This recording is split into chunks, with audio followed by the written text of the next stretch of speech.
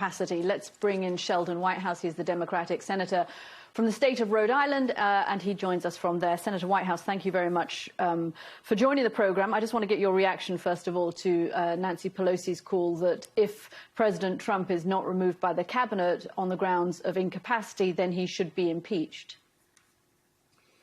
Well, yesterday, the predominant emotion among my colleagues, Republican and Democrat, was probably shock and horror and, to a certain degree, shame that this should happen in the eyes of the world to our capital, to our United States of America.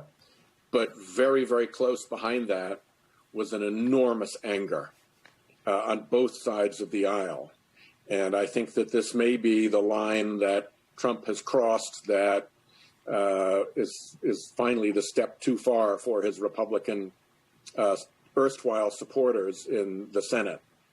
So I think the issues of the 25th Amendment and of an impeachment, they are difficult. They require the vice president or the Republican majority leader of the Senate to proceed, but it would be hard to overstate the fury of the Senate about this incident and the extent to which that fury was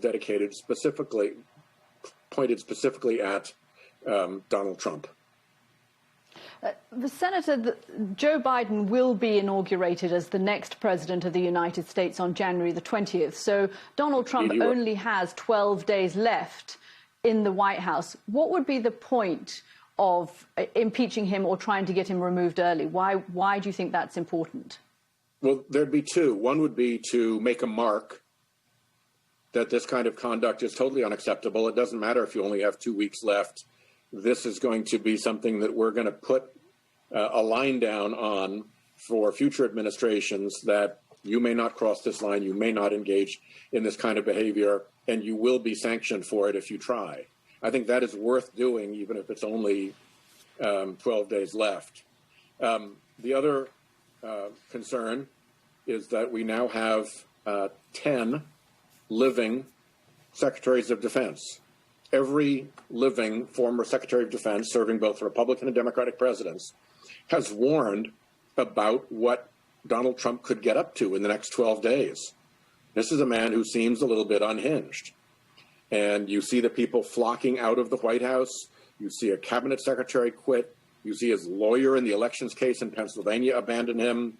There's a real sense, I think, of people around the president that the wheels have come off and that he's a danger to the republic, even in the next 12 days. And I think the letter by the secretaries of defense is a pretty strong signal. That has never happened before. Senator Whitehouse, on this side of the Atlantic, among America's allies, that will be very disturbing to hear, because we've not heard from the president today, but by all accounts he's very agitated. He's threatening retribution against those he feels has betrayed him, and he's unpredictable. And what you're saying there is that the attitude seems to be, how can we contain him for 12 days? Correct. But this is a man who has control of the nuclear codes, and if Congress feels so strongly, then how do you move quickly to solve that? Well, the quickest way to do that is to have the vice president step in and invoke the 25th Amendment. And it may be that if the president makes an order that is sufficiently dangerous, potentially one involving the nuclear codes, that he does step in, and that takes place. I wouldn't be surprised if this conversation were taking place among the Trump cabinet right now about how you go about getting everybody signed on to it quickly in the event that there's a real emergency.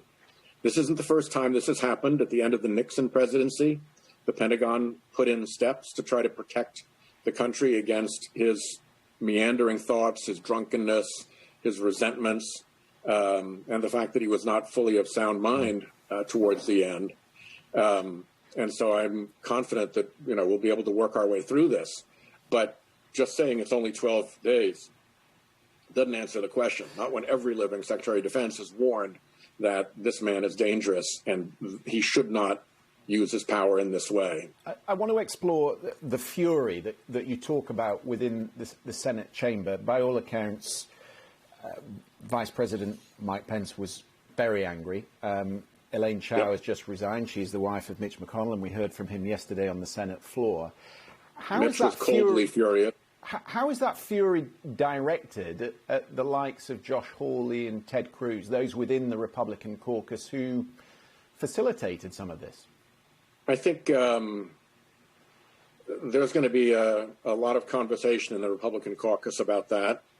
And for a variety of reasons, there are a number of Republicans who are irate about their colleagues' behavior. But I think most of the focus is on the President of the United States. First, he has been pushing them around and bullying them for 4 years, and now he's done. He's a finished figure, and they don't need to fear him in the same way. Second, they blame him, probably accurately, for the loss of their chairmanships, for the loss of their Senate control, for the loss of their gavels. If you go from being a chairman to being a ranking member, that's a big step down. And they feel it very personally, and they blame him. And then I think no matter how much you've tolerated Trump's excesses, yesterday tore it. Yesterday went over the line for virtually everyone. And so there's a reassessment and a reset that is taking place. But the damage that he's done to the party, the damage he's done to their leadership of the Senate, the damage that they can foresee in their own political careers from being associated with him, and with these horrible images of the ransacking of the Capitol, they are, they are not amused. Senator Whitehouse, we are always grateful when you come on the programme. Thank you very much for sparing us some time. Good to be on with you. Thank you.